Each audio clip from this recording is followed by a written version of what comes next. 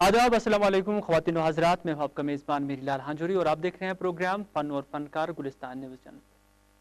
नाज़रीन, जैसा कि आप जानते हैं कि इस प्रोग्राम में हम मुख्तलिफ़ फ़नकारों को, मुख्तलिफ़ गुलकारों को इस प्रोग्राम में मदऊ करते हैं। तो आज भी हमने एक शख्सियत को वाकई इस प्रोग्राम में जगह दी है और वो शख्सियत बिल्कुल भी किसी तारुफ की मोहताज नहीं है, बल्कि अपनी मधुर आवाज़ और मीठे संगीत की वजह से आज भी वह अपने वतन के लोगों के दिलों में मौजूद है।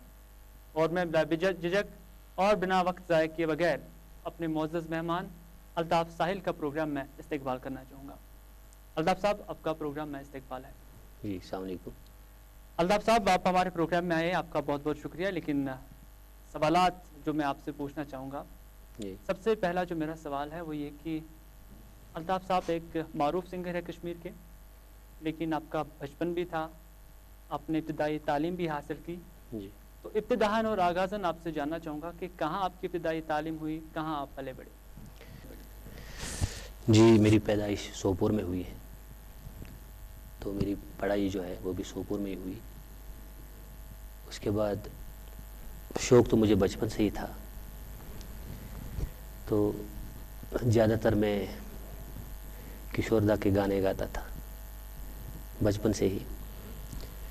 तो उसके बाद मुझे जब शौक़ बढ़ने लगा तो मैंने यहाँ जो हमारा यहाँ institute of music and fine arts जो है जवाहर नगर में, तो वहाँ पे मैंने एडमिशन लिया। तो वहाँ पे तो एडमिशन तब 10th के बाद ही होता था, अब शायद 10+2 हो गया है।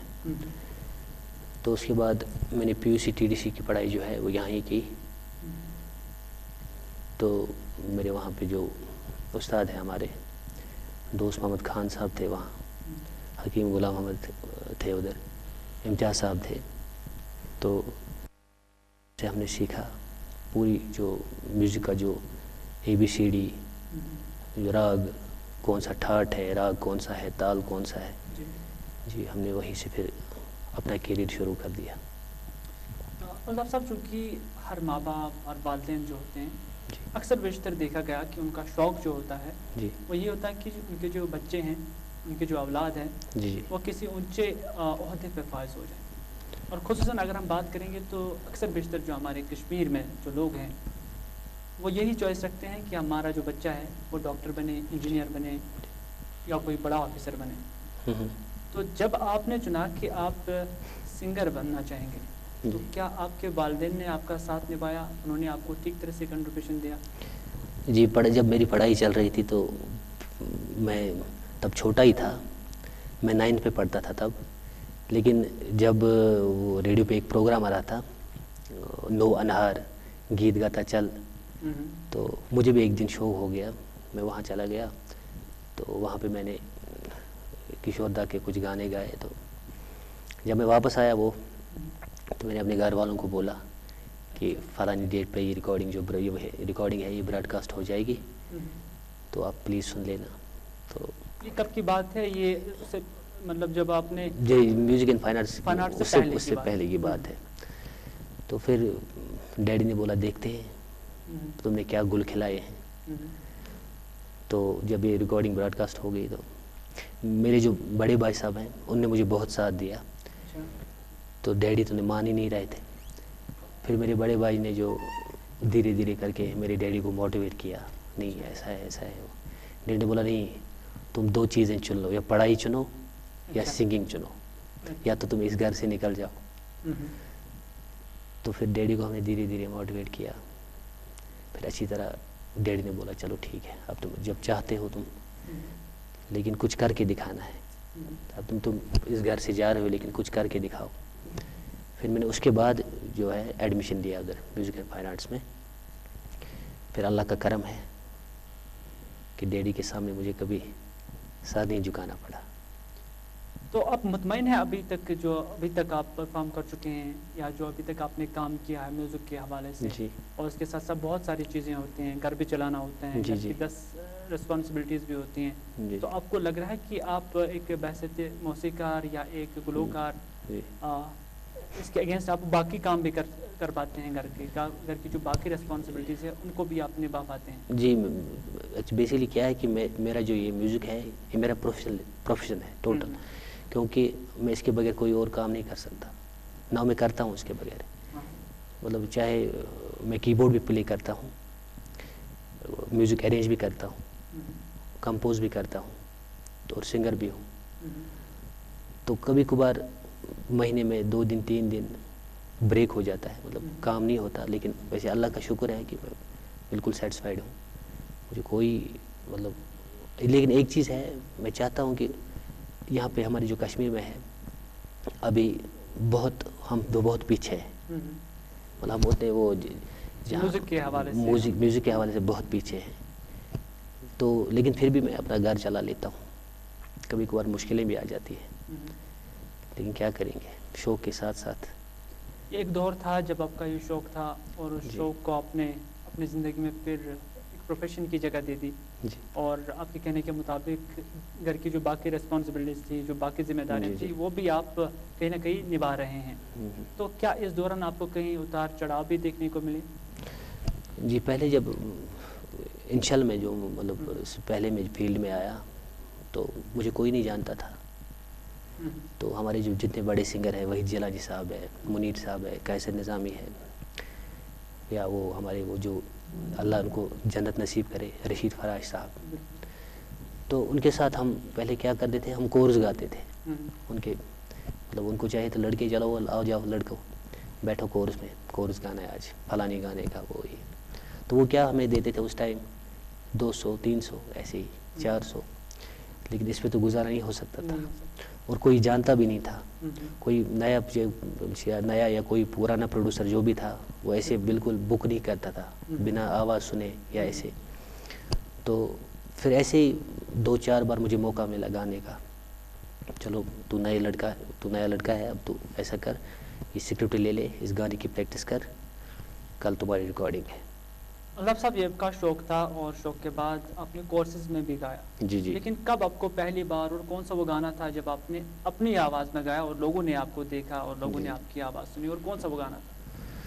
جی پہلا گانا جو مجھے ملا وہ ایک جموں کے پروڈیوسر تھے، تو انہوں نے مجھے جب اسکرپٹ دے دیا، بولا یہ مٹھائی کل تیار کر کے لاؤ تو کل ہم آپ کی ریکارڈنگ کریں گے.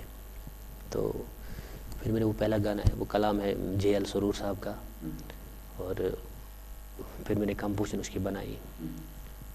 پوری رات میں پریکٹس کرتا رہا، دوسرے دن وہ ہم نے ریکارڈ کیا. بُتھ پیٹ ہناچ تھوتل ول ول نقاب لتیے گاہ پہ چپر میں گٹی پرزلن گلاب لتیے برم چھائی بول اچھن میں کنات روز رچ رچی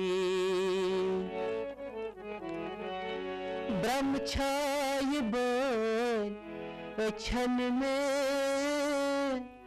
کنات روز رچ رچی چھکھچی غزل سرورن چنو کا جواب لتیے بُتھ پیٹ ہناچ تھوتل ول ول نقاب لتیے. کیا بات ہے، بہت خوب اور میٹھی آواز، اور یہ آپ کا پہلا گانا تھا. جی جی. اس کے بعد جب آپ نے یہ گانا گایا تو ضرور آپ کے دل میں شوق بڑا ہوگا کہ جو وادی میں ابھی اس وقت جی بڑے اور معروف سنگر ہیں، تو آپ نے ضرور ان کو بھی دیکھا ہوگا، کیونکہ آپ کے دل میں وہ شوق تھا کہ آپ زیادہ سے زیادہ سیکھ جائیں. جی. اور آپ کی یہ ابتدا تھا یہ. اور اس کے بعد آپ کن سے انسپائر ہوئے کشمیر میں؟ جی. کس موسیقار سے، کس گلوکار سے جی جن کا آپ نقل اتارتے تھے، یا کہ پھر جن کو دیکھ دیکھ کر آپ کو بہت کچھ پھر سیکھنے کو ملا؟ جی اس کے بعد مطلب ہمارے جو میں زیادہ تر ان ٹچ وحید صاحب کے ساتھ رہا ہوں، آج بھی ہوں، اور منیر صاحب کے ساتھ بھی. تو کمپوزیشن تو میں نے ویسے جو جتنے بھی ہمارے بڑے بڑے سنگر ہیں سب کی کمپوزیشن میں نے گائی ہے، وحید صاحب کی، منیر صاحب کی، قیصر نظامی صاحب کی. تو پھر مجھے مطلب جو کشمیری کمپوزیشن جو ہمیں دیتے تھے وہ وحید جیلانی صاحب دیتے تھے. وحید جیلانی صاحب نے ہمیں مطلب بہت مطلب میری بہت ہیلپ کی پہلے سے ہی، ان کو میرے ساتھ بہت لگاؤ ہے. تو مجھے وہ کبھی کبھی گانا دیتے تھے اپنی پروڈکشنز میں، آ جاؤ آپ وائس کرو اس کی. تو متاثر تو میں وحید صاحب سے زیادہ ہوا ہوں، کیونکہ ان کے گانے میں ایک کشمیری رس ہوتا ہے، تو جس سے میں متاثر ہوا ہوں. آپ نے جو یہ پہلا گانا گایا ہے یہ کس کے لیے؟ آپ نے ریڈیو کے لیے گایا یا آپ نے ٹیلی ویژن کے لیے گایا یا جی اسٹیج پہ گایا؟ یہ ایک دلی کا پروگرام تھا، کمیشن پروگرام تھا، اچھا، تو وہ ٹیلی ویژن کے لیے ہے، ڈی ڈی کشر کے لیے گایا تھا. اچھا جی. تو الطاف صاحب کشمیر کو چھوڑ کر یعنی وادی کشمیر کی سرحدوں کو چھوڑ کر کیا آپ نے کشمیر سے باہر بھی کہیں گایا ہے؟ جی میں نے بامبے میں گایا ہے، کلکتے میں گایا ہے، دلی میں، جموں، پنجاب. اور لیکن وہاں پہ ہم نے اپنا جو بوسٹ اپنا یہ کشمیری کلچر جو ہے اسی کو ہم نے بوسٹ کیا وہاں پہ، پریزنٹ وہی اپنا کشمیری کلچر کیا. بیچ میں ہمیں جو کہیں فرمائش آتی تھی کسی اردو غزل کی یا کسی اردو گانے فلمی گانے کی، کیونکہ میں تو فین تھا کشور دا کا، تو میں وہ کچھ کروکیز بھی لے لیتا تھا ساتھ میں، کچھ میوزیشنز بھی ہوتے تھے ہمارے ساتھ.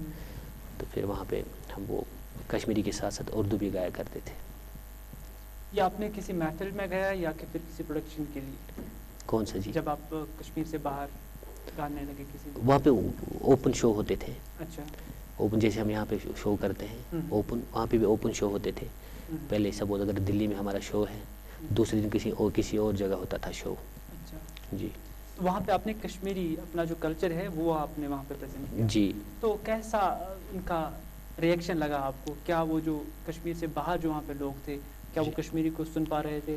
کیا وہ کشمیری کو برداشت کر رہے تھے، کشمیری موسیقی کو؟ جی کشمیری تو ویسے مجھے لگتا ہے ہر کسی کو پسند آتا ہے، کیونکہ کشمیری میوزک جو ہے چاہے کسی کو سمجھ آئے یا نہ آئے، چاہے وہ کوئی انگریز ہو چاہے ہندوستانی ہو کوئی، چاہے کشمیری ہو، مجھے لگتا ہے جو کشمیری میوزک میں ایک رس ہے وہ کسی دوسری میوزک میں نہیں ہے. لیکن اب سب کی اپنی ایک تھنکنگ ہوتی ہے کہ کوئی سننا چاہتا ہے کوئی نہیں. اب لوگ مطلب ہم اب جہاں پہ ہمارے کشمیری جتنے بھی ہیں نئے ٹیلنٹڈ جو لڑکے ہیں یہ ہمارے کشمیر میں مطلب بالکل مطلب یہ اردو میں بات کرتے ہیں، پہلے کشمیریت کو بھول جاتے ہیں. ابھی اگر کوئی کمپوزیشن فلمی کمپوزیشن گاتے ہیں، میں نے فلمی میں بھی گاتا تھا لیکن وہ اب بھوت اتر گیا، کیونکہ جب میں پورے پروفیشنل بن گیا اس میں تو میں نے کشمیری جو ہے اس کو سمجھا پہلے کشمیری ہے کیا. ہاں کیونکہ ہماری کشمیر کے جو جتنے بھی شاعر رہے پرانے شاعر جیسے رسول میر ہے، رحیم صاحب ہے، احمد بٹور ہے، ایسے بہت شاعر ہیں ہمارے کشمیر میں کے جو تھے، ان کے جو کلام ہیں ان میں مطلب ایک ایسا باؤ ایک ایسا وزن ہے جس کو ہم بیان نہیں کر سکتے. تو پھر وہ فلمی بوجھ جو تھا وہ اتر گیا. لیکن اب جو ہماری نئی جنریشن ہے یہ نہیں سمجھ رہے ہیں مطلب کشمیری ہے کیا، مطلب بالی ووڈ سانگ ہالی ووڈ سانگ ایسے ہی گاتے رہتے ہیں.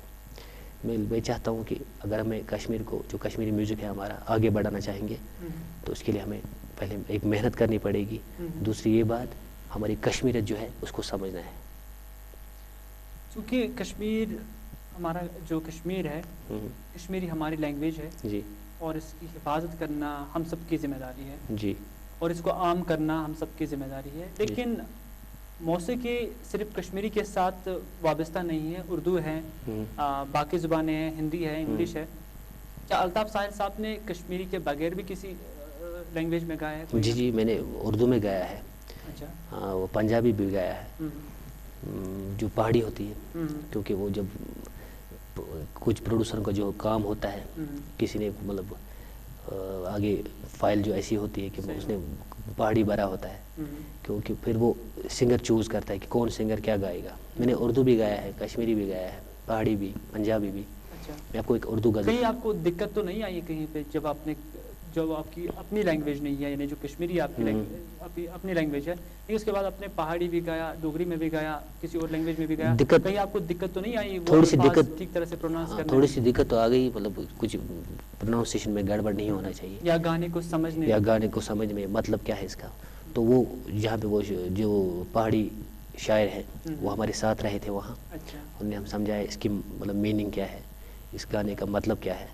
تو پھر جو ہمارے کبھی کبھار ہم نے خود بھی کمپوزیشن بنائی, کبھی کبھار ہمارے وہ بڑے سنگرز میں بھی کمپوزیشن دی ہمیں. ایک دو تین دن تو لگ گئے گانے میں, لیکن گایا. اس سے کیا ہوتا ہے کہ ہمیں اس سے ایک زیادہ یہ موقع مل جاتا ہے اور لینگویج میں بھی گانے کا. ایک تو موقع مل جاتا ہے, دوسرا یہ کہ کانفیڈنس بڑھ جاتی ہے بندے. تو ابھی آپ کے کانفیڈنس کو برقرار رکھتے ہوئے ہمارے بہت سارے ناظرین ویٹ کر رہے ہوں گے جی کہ الطاف صاحب ایک کشمیری سنگر ہے, لیکن کئی اور زبانوں میں بھی آپ نے گائے ہیں, کئی کلام گائے ہیں. تو ہمارے ناظرین کے نظر کون سا گانا کریں گے آپ جو کشمیری سے باہر کسی اور لینگویج؟ جو میں آپ کو ایک جگجیت سنگھ کی غزل سناتا ہوں. تیرا چہرہ کتنا سہانا لگتا ہے, تیرا چہرہ کتنا سہانا لگتا ہے, تیرے آگے چاند پرانا لگتا ہے, تیرے آگے چاند پرانا لگتا ہے.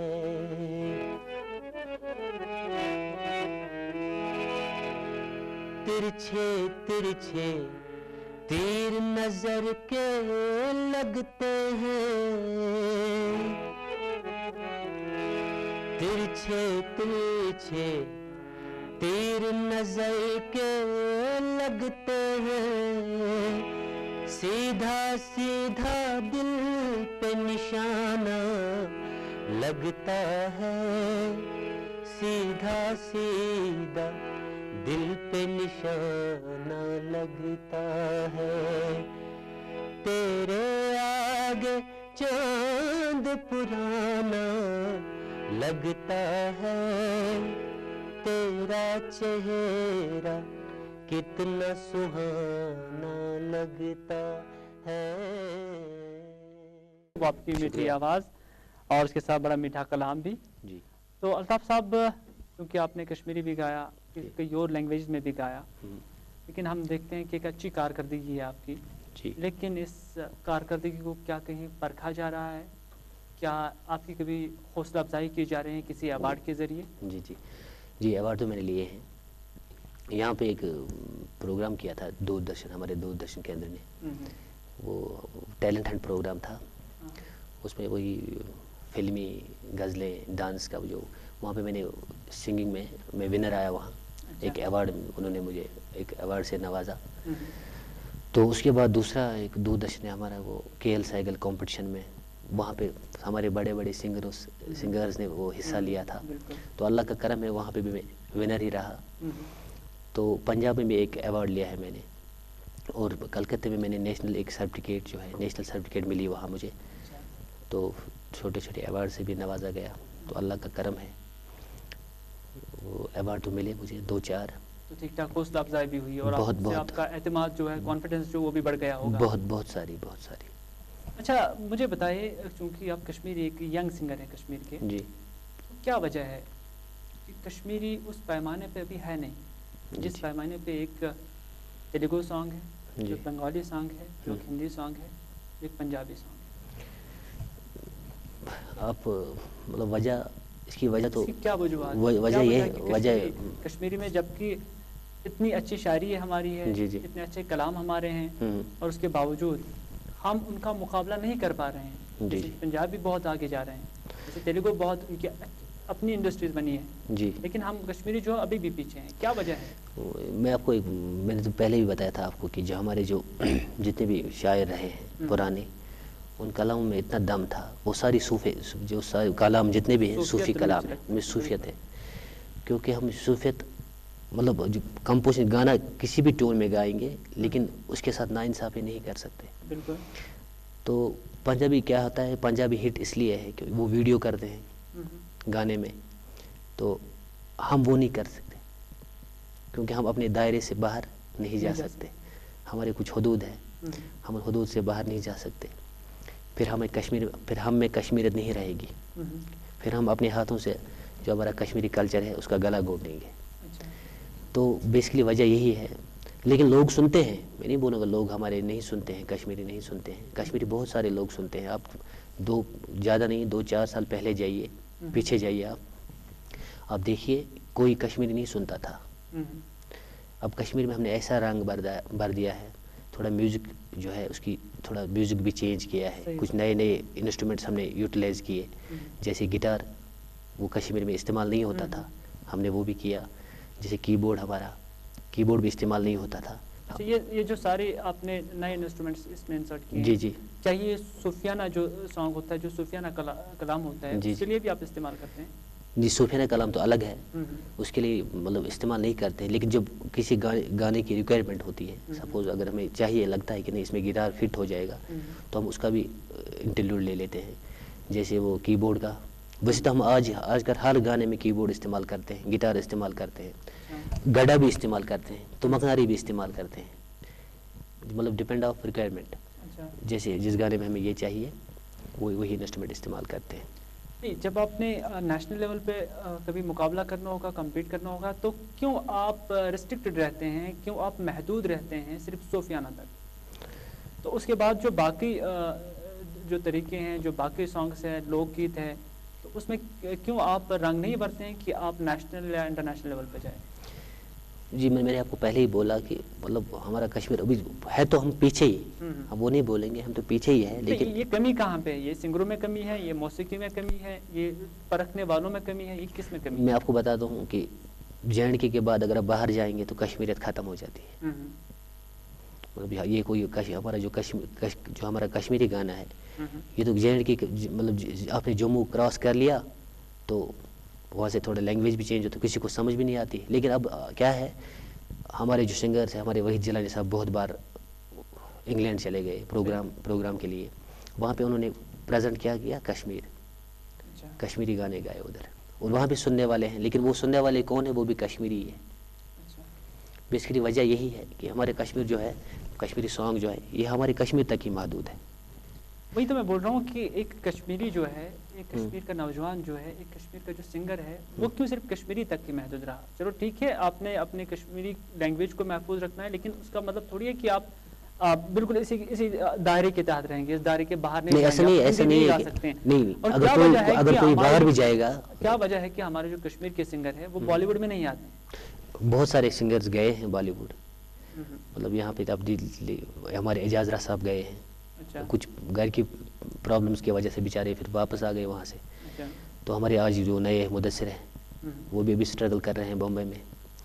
تو اگر میں بھی جاؤں گا مجھے بھی اسٹرگل کرنا پڑے گا ادھر. لیکن اب ہم نہیں جا رہے ہیں، مطلب یہ ہماری مطلب غلطی نہیں ہے کہ مطلب ہم نہیں جا رہے ہیں، وہ دوسری بات ہے. لیکن اگر کوئی جانا چاہے گا جس میں اتنا ٹیلنٹ ہوگا، جس کو لگے گا کہ میں بالی ووڈ میں گا سکتا ہوں، وہ جا سکتا ہے. اب نوجوان سنگر کوشش کر رہے ہیں کہ وہ آگے جائیں، کشمیر کو چھوڑ کر دوسری ریاستوں میں یا باقی لینگویج میں گائیں، ٹھیک ہے. تو لیکن کیا آپ سمجھ رہے ہیں کہ جو لوگ ابھی میوزک کے ساتھ وابستہ نہیں ہیں، جو ابھی سنگر نہیں بنے ہیں، لیکن الطاف ساحل کی طرح ان کے دل میں بھی ایک شوق ہے کہ وہ اس لائن میں آ جائے، اس فیلڈ میں آ جائے اور پھر میوزک کو یا موسیقی کو اپنا پروفیشن بنائے؟ کیا آپ سمجھتے ہیں، کیونکہ آپ کا اچھا خاصا تجربہ بھی ہے 12-13 سال کا، کیا آپ کو لگ رہا ہے کہ ان کے لیے اس فیلڈ میں فیوچر ہے؟ میں اتنا ہی کہنا چاہوں گا ان کے لیے کہ چاہے وہ کشمیری گائیں، چاہے وہ اردو گائیں، چاہے وہ غزلیں گائیں، سب سے پہلے کیا بات ہے، سب سے پہلے ان کو سیکھنا ہے، کسی اچھے استاد کے پاس جا کے سیکھنا ہے. کیونکہ اگر انسان میوزک نہیں سیکھے گا، میوزک پہ کہیں گڑبڑی رہی، تال میں کہیں گڑبڑی رہی، تو وہ کمپلیٹ سنگر یا کمپلیٹ کلاکار نہیں بن سکتا. تو ان کے لیے یہی انفارمیشن دینا چاہوں گا کہ آپ ان کو پہلے سیکھنا چاہیے کسی اچھے استاد کے پاس، اس کے بعد وہ اپنا کیریئر شروع کر سکتے ہیں. چلو الطاف صاحب، آپ کا بہت بہت شکریہ کہ آپ ہمارے اس پروگرام میں آئے، اپنا قیمتی وقت دیا. چونکہ دل کرتا تھا کہ آپ کے ساتھ اور بھی باتیں ہو جائیں، لیکن وقت کی کمی کے سبب ہم اس ملاقات کو یہیں پہ ختم کر رہے ہیں اور اپنے ناظرین کو بتانا چاہیں گے کہ ناظرین آپ کا بھی بہت بہت شکریہ کہ آپ نے ہمیں ابھی تک برداشت کیا. اسی کے ساتھ دیجیے اپنے میزبان میری لال ہانجری کو یہ پروگرام یہیں پر اختتام کرنے کی اجازت, اس وعدے کے ساتھ کہ اگر زندگی رہی تو آپ سے ہوگی پھر ملاقات. تب تک کے لیے خدا حافظ.